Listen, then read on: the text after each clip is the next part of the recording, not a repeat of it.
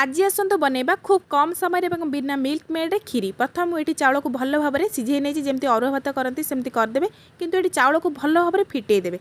देखो मुझे आपण मानक जो प्रकार देखा सेमती सिझे ने तापर मुझे गोटे हाँडी में 2 चामच घी नहीं जाइए। घी गरम है से 2टी गुजराती 4टी लवंग और 2टा तेजपत्र पकई तापर 2 चामच चीनी से दे चीनी को ये भल भाव में क्यारामेलाइज कर नहीं जाइए। चीनी ये क्यारामेलाइज कले खीरी भल कलर आसवा सहित टेस्ट बहुत बढ़िया आसो। क्यारामेलाइज हो गला तापर मु गोटे पैकेट क्षीर से देदेची भल भाव में गोले नेली चीनी क्षीर सहित भल भाव में मिसीगला तापर देखूँ केते सुंदर कलर आसला क्षीर फुटिला धीरे धीरे से सिझे रखता चाउल को देदेली तापर ताको गोलेदेली तापर आउ गोटे पैकेट क्षीर से देदेली तापर चीनी से देदेली चीनी पकई सारिबा परे गोले चलिए नचे तले लगी तापर देदेली भजा काजू मुझे काजू को चुन चुन कर काटिक नहीं जहाँद्वारा कि खाइबा को बहुत बढ़िया लगे। तापर शेष में देदेली गुजराती गुंड और 2 चामच देसी घी। एबे रेडी हो